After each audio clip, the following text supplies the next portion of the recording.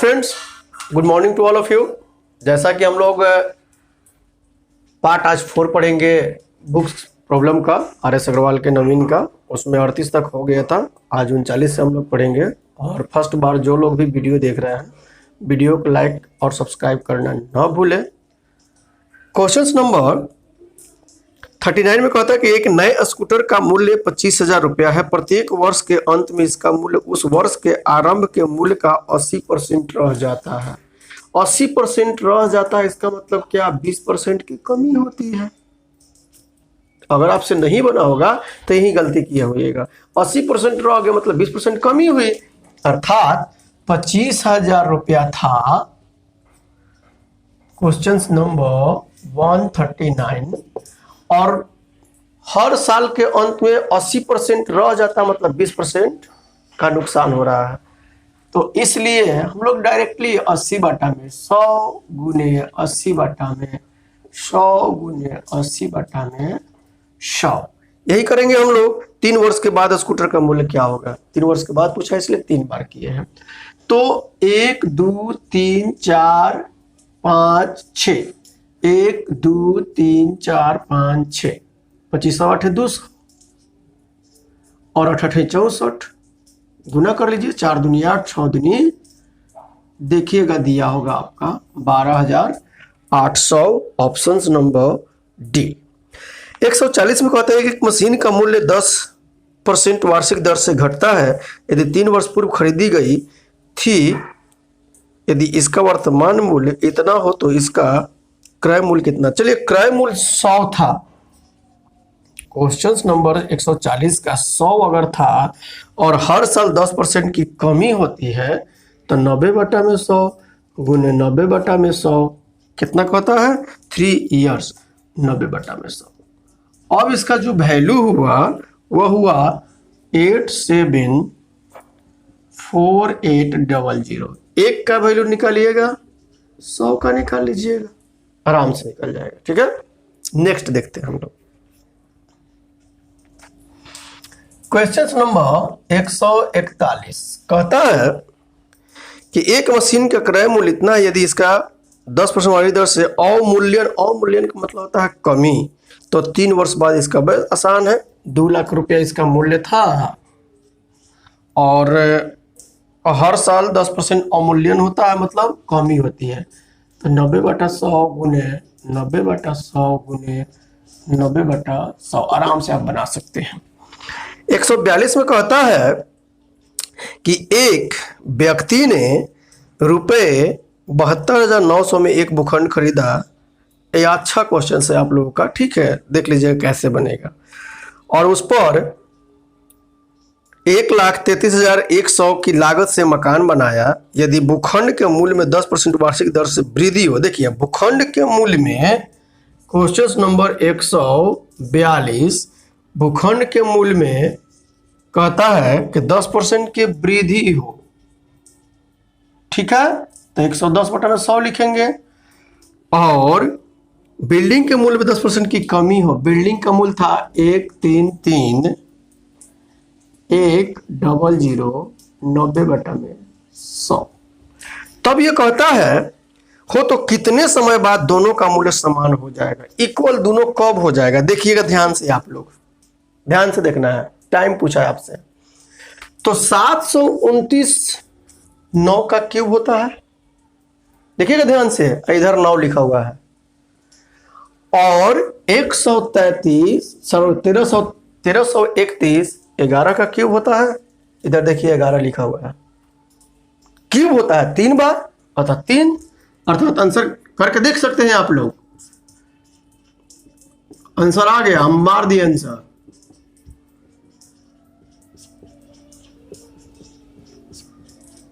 इसको सोल्व करके देख लीजिएगा। तो आपने कौ बार यूज किया? 1 2 3, आंसर जाएगा 3 इयर्स। हालांकि बनाने की जरूरत नहीं है, हम क्लू दे दिए। 9 का क्यूब 729 होता है तो 729 होने इधर होना चाहिए, और 11 का क्यूब 1331 होता है तो इधर होना चाहिए। देख लीजिए। नेक्स्ट।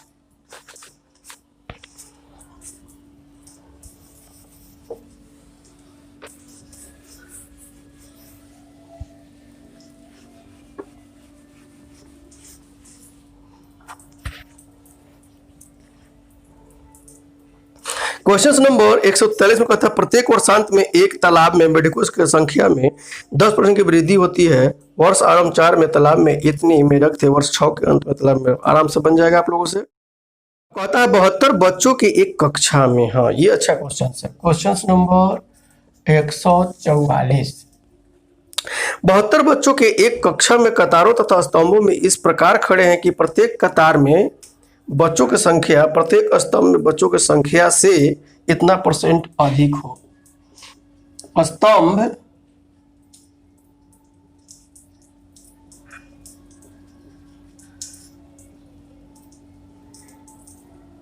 और कतार, इंग्लिश में रो एंड कॉलम। तो अगर इसमें 100 है तो इसमें कहता है 112.5, 12.5% अधिक है। रेशियो निकाल लेंगे, पॉइंट हटेगा तो यहां एक 0 बैठेगा। 25 से काटिए, 25 चौका 100 और ये हो जाएगा आपका 45 बार में, और इसको काटेंगे तो 40 बार में, फिर 5 से कटेगा 9 8, अर्थात कतार में अगर 9 गो तो स्तंभ में 8 गो। अब सुनिए क्या कहता है, प्रत्येक कतार में बच्चों की संख्या कितनी है। यहां पर थोड़ा सा ध्यान देने की जरूरत है। रेशियो एंड प्रोपोर्शंस बतलाए हुए थे, और वैसे भी जब स्तंभ और कतार तैयार होता है तो वह क्या बनता है, या तो वर्ग बनेगा, नहीं तो क्या बनेगा, आयत बनेगा। कहीं से कोई दिक्कत नहीं है। तो अगर 9 गो मान लीजिए ऐसे ऐसे बैठ रहा है और 8 गो ऐसे बैठ रहा है, तो देखिए तो आयत तो बन रहा है। तो आयत का एरिया क्या होता है, लंबाई गुने चौड़ाई होता है। अब इसकी क्यों चर्चा कर रहे हैं समझिएगा ध्यान से। अब बोले थे रेशियो एंड प्रोपोर्शंस में कि टर्म देखिएगा, इन्हीं दोनों का देखिए टोटल 72 कह रहा है, तो 9 8 कितना होता है 72। एक का वैल्यू खुद 72 बटा में 72। यहीं पर स्टूडेंट्स गलती करता है, कहाँ जाना चाहिए। बोले थे रेशियो में 2 टर्म हो तो रूट में 3, तो क्यूब रूट में 4, तो टेट्रा में, याद है। अतः एक का वैल्यू खुद हमको 1 मिलेगा। तो क्या पूछा आपसे, कतार में तो 9 का वैल्यू 9, स्तंभ में पूछता 8, कोई दिक्कत नहीं होनी चाहिए। अब यहीं पर इस टाइप के क्वेश्चंस मिलेगा तो आप ऐसा बनाइए, कभी गलत नहीं होगा। स्टूडेंट्स लोग ऐसे बनाता है, रूट नहीं चढ़ाता है और उसकी गलती होती है, तो आप ऐसा गलती ना करें। यहाँ तो 1 आया तब ना। अब मान लीजिए यहीं पर यहाँ 72 होता, यहाँ 18 होता, तो 18 से 72 आप 4 से गुना करते, आंसर गलत होता, जबकि राइट होना चाहिए था 2, रूट में है। अतः इस टाइप के क्वेश्चंस मिले, इस टाइप से आप अटेम्प्ट करें। नेक्स्ट क्वेश्चन नंबर कहता है कि यदि किसी वर्ग की प्रत्येक भुजा में 10% की वृद्धि कर दी जाए तो इसके क्षेत्रफल में कितना है। वर्ग की प्रत्येक भुजा, वर्ग का भुजा तो एक ही होता है, अर्थात 4 गो भुजा हुआ तो एक ही, अर्थात भुजा स्क्वायर एरिया। एरिया क्या होता है, भुजा स्क्वायर मतलब एरिया। एरिया की बात कर रहा है, मतलब 2 टर्म को फॉलो करना है, तो a + a। अर्थात क्वेश्चन नंबर 145 हम लोग सक्सेसफुली से बना सकते हैं। कैसे, 10 + 10 + 10 × 10 डिवाइडेड बाई 100 अर्थात 21%।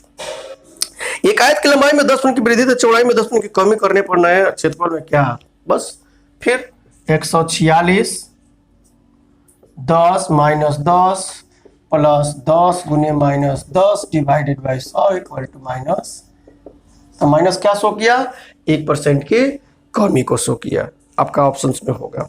किसी वर्ग की प्रत्येक भुजा में 30% वृद्धि करने पर इसके क्षेत्रफल में कितने % समझ गए आप लोग। जैसे ये क्वेश्चन है वैसे आपका 147 बन जाएगा।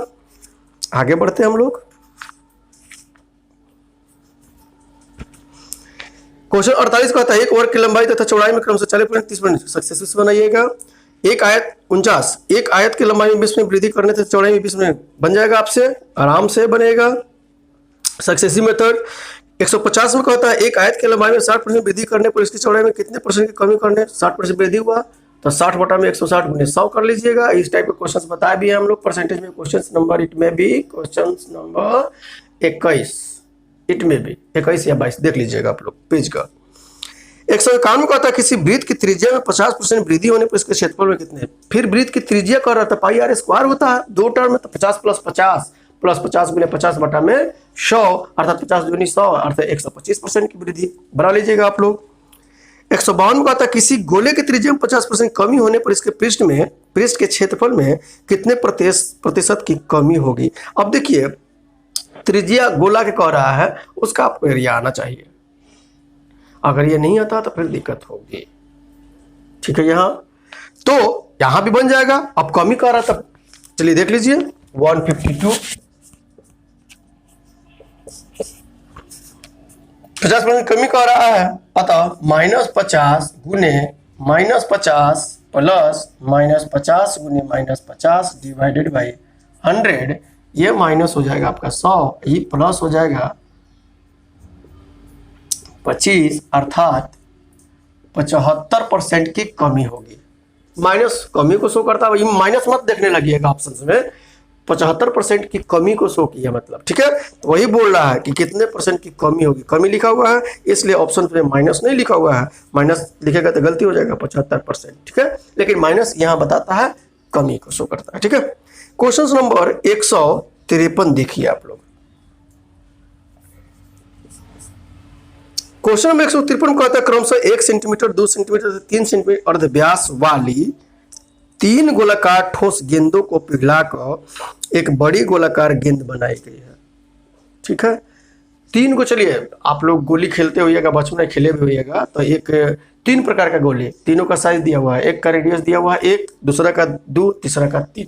अब तीनों क्या किया गया, चलिए मान लीजिए लोहा की गोली है, अब तीनों को गर्म करके पिघला दिया गया, एक बड़ा सा बना दिया गया गोला। ठीक है, अब क्या कहता है, और इसको बनाने में कुछ नष्ट भी हुआ, जैसे दर्जी उर्जी कपड़ा उपड़ा सीता है, चाहे कोई भी कुछ करता है बनाता है, लकड़ी कारपेंटर, हाँ, तो कुछ ना कुछ तो बर्बाद होता है। तो वही कह रहा है कि इसमें 25% सामग्री नष्ट भी हुई।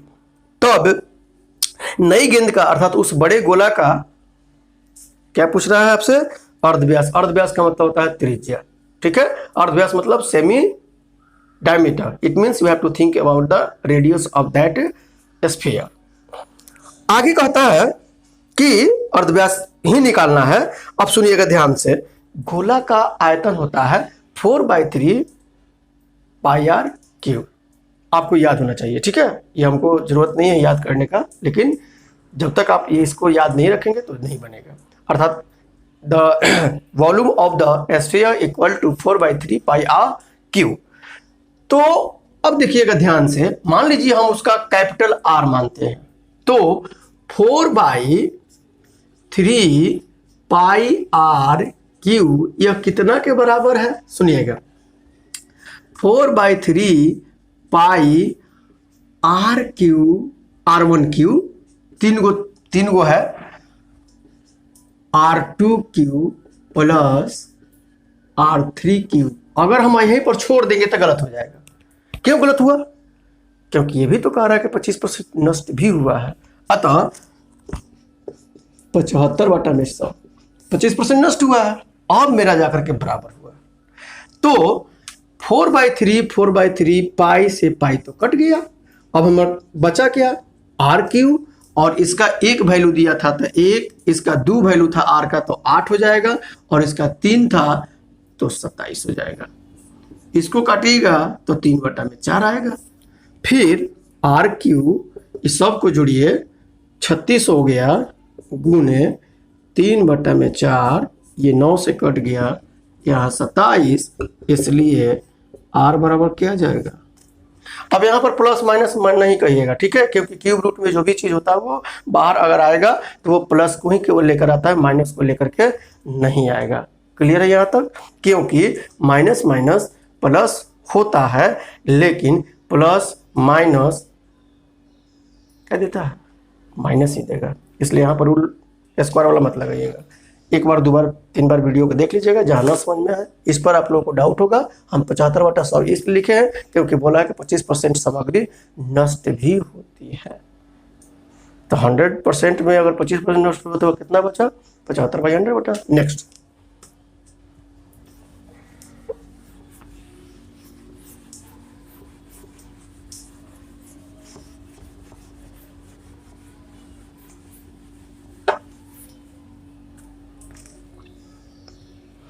154 कहता है कि एक चुनाव में 2 उम्मीदवार थे, एक उम्मीदवार 30 में मत लेकर कितना मतों से हार गया। ये इलेक्शंस देखिएगा बनेगा।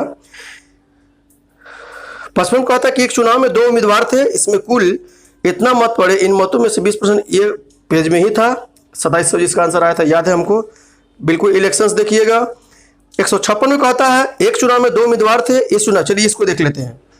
क्वेश्चन नंबर 156, एक चुनाव में 2 उम्मीदवार थे, इस चुनाव में 68 मत अवैध घोषित कर दिए गए। 68 मत, 68% नहीं, 68 मत बोला है, छोड़ दीजिए इसको, अभी आगे बढ़िए। जीतने वाले उम्मीदवार ने 52% मत प्राप्त किए तथा वह 98 मतों से जीत गया। कुल कितने मत पड़े? फिर से एक बार, एक चुनाव में 2 उम्मीदवार थे, इस चुनाव में 68 मत अवैध घोषित कर दिए गए। जीतने वाले उम्मीदवार ने 52% मत प्राप्त किए। अगर इसने 52, एक ने 52% प्राप्त किया तो दूसरा कितना प्राप्त किया होगा? 48%। कितना? देखिएगा ध्यान से, इन दोनों में गैप 4% का, और इसका वैल्यू अगर हम 98 माने, एक का वैल्यू कहाँ जाएगा? एक का वैल्यू अगर हम निकाले तो 49/2, तो 100 का वैल्यू 50 × 49 अर्थात 9 × 5 = 45, 5 का 20। आपसे क्या पूछा है? कुल कितने मत पड़े। ये जो है ये वैलिड हुआ, ये वैलिड की बात मैं कर रहा हूं, और कुल पड़ा कितना, इसलिए टोटल वोट पड़ा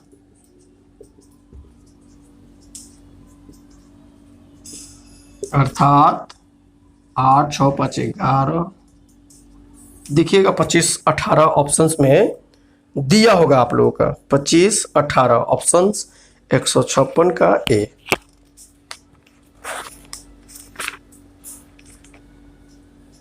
ठीक है, आप समझ लीजिएगा अच्छे से। नेक्स्ट,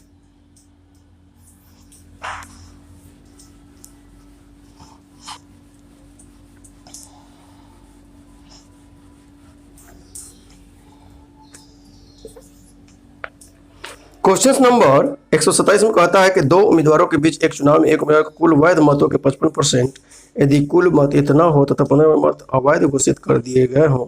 आराम से बनेगा, इस टाइप के क्वेश्चन पढ़ा चुके हैं, इलेक्शंस देखिएगा आप लोग। फिर आगे कहता है 158 में एक चुनाव में 2 उम्मीदवार हैं, एक उम्मीदवार को 71% मत मिलते हैं। आप बिल्कुल इसको भी बना सकते हैं। 159 में कहता है 2 उम्मीदवार नहीं बन रहा है तो इलेक्शंस देखिएगा, अलग से पढ़ाए हुए एकदम। 159 में कहता है कि 2 उम्मीदवारों के बीच हुए एक चुनाव में एक उम्मीदवार को कुल वैध मतों के 52% मत मिले तथा कुल मतों के 25 मत अभी बन जाएगा आराम से। 60 में कहता है एक कक्षा में लड़कों की संख्या लड़कियों की संख्या से 16% अधिक है। इसका आंसर गलत दिया हुआ है, सुधार कर लीजिएगा, हम बना देते हैं। ठीक है, 160 कहता है कि एक कक्षा में लड़कों की संख्या लड़कियों से 16% अधिक है। बॉयज गर्ल्स, अगर यह 100 है तो यह 116 है। कक्षा में लड़कों की संख्या का लड़कियों की संख्या से क्रमशः अनुपात, ये बहुत ईजी था। 4 से काटिए, कट जाएगा। 4 दूनी 8 और 9 चौका 36 25। ये देखिएगा, ये ऑप्शंस में सी है लेकिन आंसर कुछ और दिया होगा। रेशियो पूछा, हम बना सकते हैं। अगर इसमें और कुछ पूछता what is the number of boys and girls in this condition, answer will be can't be determined because we know that what is ratio follow the minimum term, और मिनिमम टर्म अगर दिया हुआ है रेशियो, मैक्सिमम हम नहीं निकाल सकते हैं, कुछ भी नहीं निकाल सकते हैं जब तक कि कुछ एक्स्ट्रा इंफॉर्मेशन इन डिजिट न दिया हो। ठीक है, क्वेश्चन नंबर 161 में कहता है कि एक परीक्षा में रितीज ने 52%, सुनील ने 64% तथा रवि ने 74% अंक प्राप्त किए। यदि परीक्षा के अधिकतम अंक 750 हो तो तीनों लड़कों के औसत प्राप्तांक कितने हैं? आसान है। ठीक है,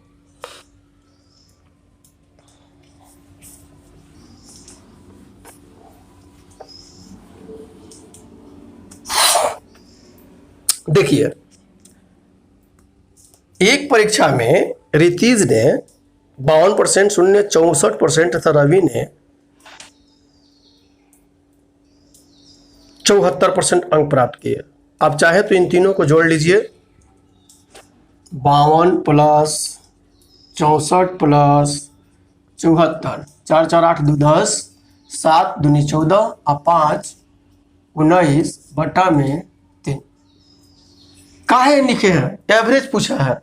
अतः 750 का 119 बटा में इतना परसेंट निकाल लीजिए।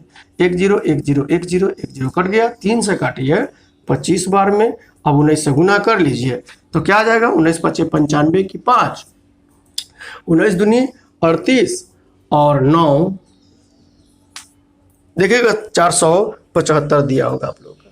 क्लियर है? ये एवरेज पूछा है, 3 गो था, 3 से डिवाइड कर दिए। हमको 750 का इतना निकाल लेना है, निकाल दिए। इसमें तब बहुत से स्टूडेंट्स क्या करेगा, 750 का 52%, फिर 750 का 54%, फिर 74% निकालेगा और फिर जोड़ करके 3 से, अरे टाइम बर्बाद हो जाएगा।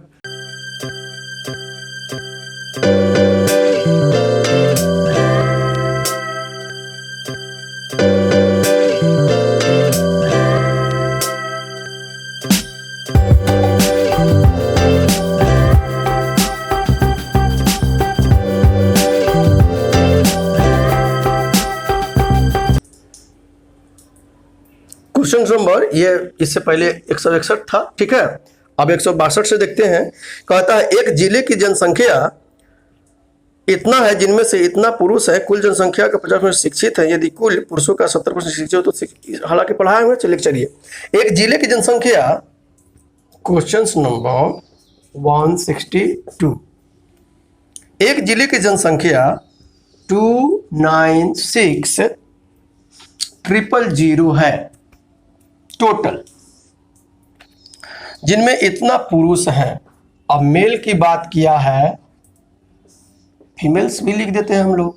तो मेल्स की कहानी कहता है 166,000। तो फीमेल कितना घटा लेंगे इसमें से इसको, तो 0 0 0 फिर 0 3 1। कोई दिक्कत नहीं होनी चाहिए। आगे क्या कहता है, कुल जनसंख्या का 50% शिक्षित है। इसका 50% शिक्षित अर्थात एजुकेटेड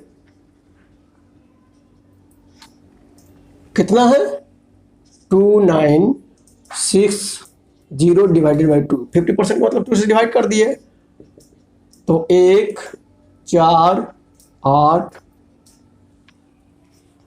आगे क्या कहता है, यदि कुल पुरुषों का 70% शिक्षित हो, इसका 70%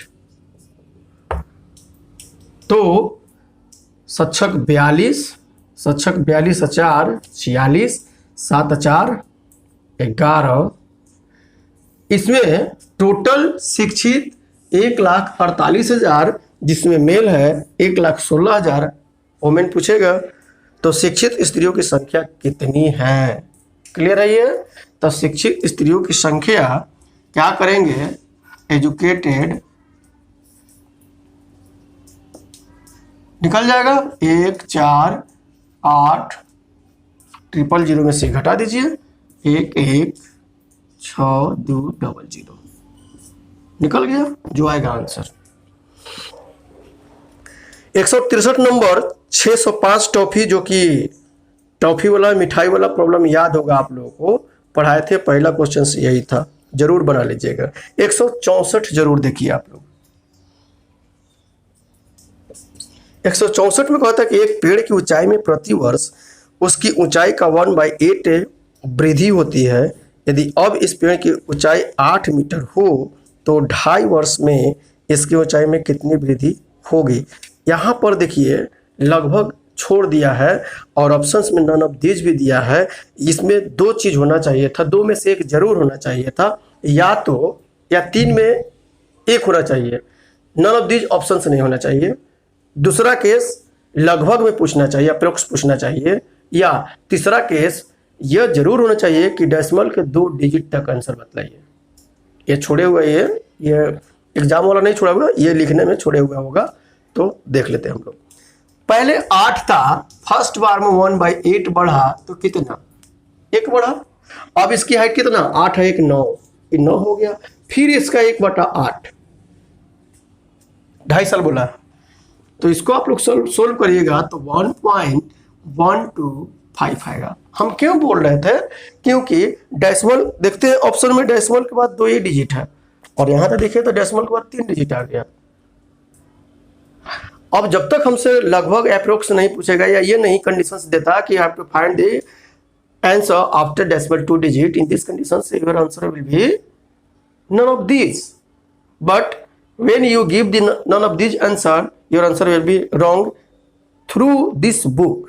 इस बुक के द्वारा आंसर आपका रॉन्ग माना जाएगा, ये जैसे ही दिया हुआ है। खैर कोई दिक्कत नहीं, एग्जाम में रहेगा। अब देखिए, अब इस पेड़ की ऊंचाई कितनी हो गई, 10.125 और 1/8 नहीं करेंगे। अब 1/8 करेंगे तो गलती, 3 साल हो जाएगा।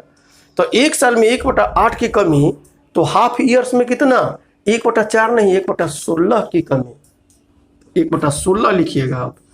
अब इसको सोल्व करिएगा जब आप लोग, तो कुछ मिलेगा वैल्यू आपका, मेरे ख्याल से 6 से समथिंग आगे करके जाएगा। ठीक है, यहाँ तक 6 से मेरे ख्याल से 6 4 और आगे जाएगा कुछ ना कुछ। ठीक है, तो अब कहता है कि इस 2.5 सालों में उस पेड़ की ऊंचाई में कितनी वृद्धि हुई, तो इस सब को जोड़िएगा आप लोग तो 2.76 आगे भी जाएगा। अब कितना जाएगा हमको ये मालूम नहीं है, तो ऑप्शंस में दिया हुआ है पहला 2.67 और इसी को आंसर ये ले रहा है, तो आप मारिए। लेकिन एग्जाम में जरूर रहेगा, अगर इसके अनुसार अगर हम आंसर हमको मारना पड़े तो हम नन ऑफ दीज मारेंगे। क्यों नन ऑफ दीज मारेंगे, क्योंकि अभी भी तो आगे गया है और इस क्वेश्चन में ये भी नहीं कहता है कि you have to find what is the approximate value, ये भी नहीं कह रहा है कि डेसिमल के 2 डिजिट तक, ये तो नहीं कह रहा है, इसलिए हम नन ऑफ दीज मारते हैं। लेकिन ये आंसर दिया हुआ है और जब उसका एक्सप्लेनेशन देखिएगा तो जरूर इस टाइप के किया होगा। इसका मतलब होता है लगभग में। ठीक है, याद रखिए, ये छोड़ दिया है लिखने में। नेक्स्ट देखते हैं।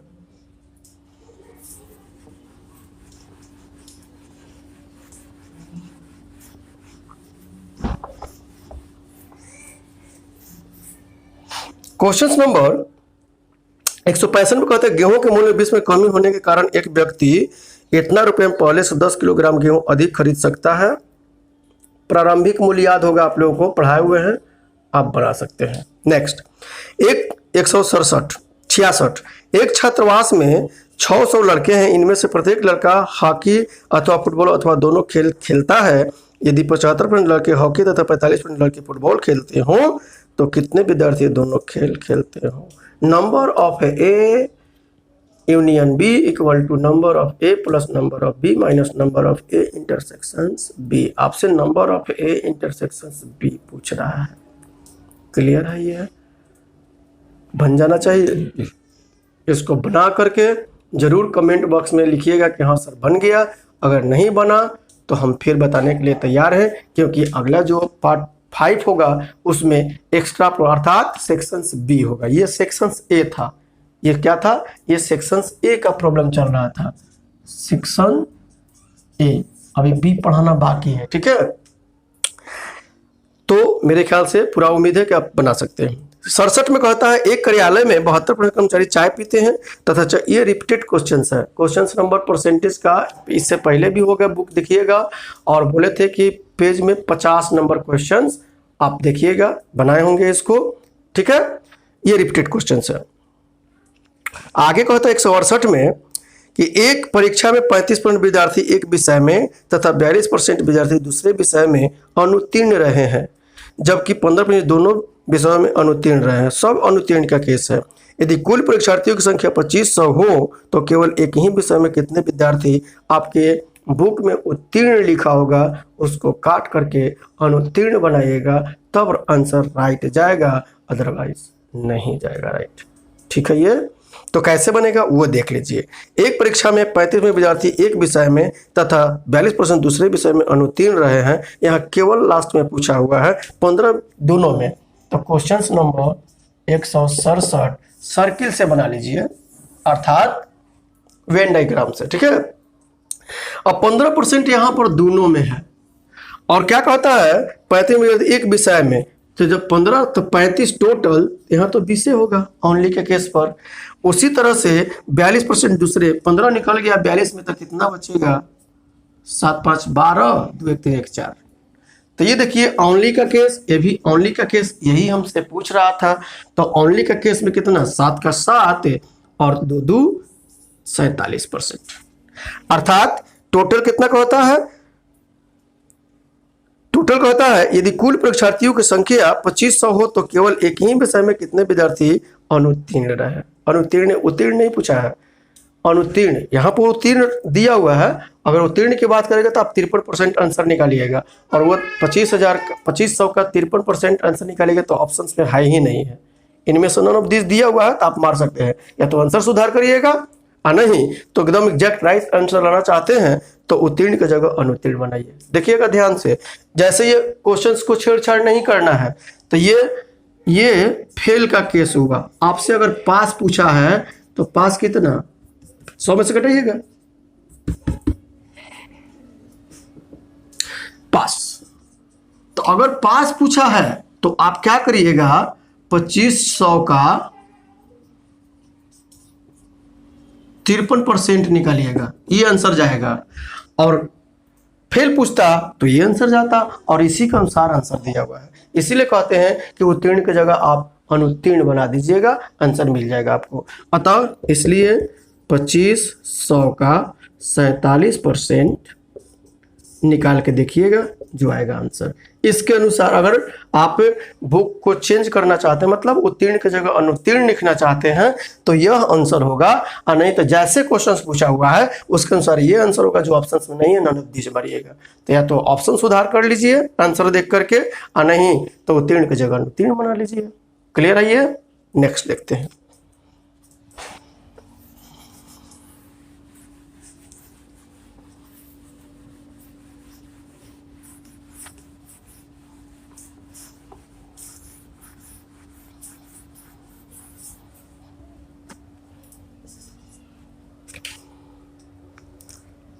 Question number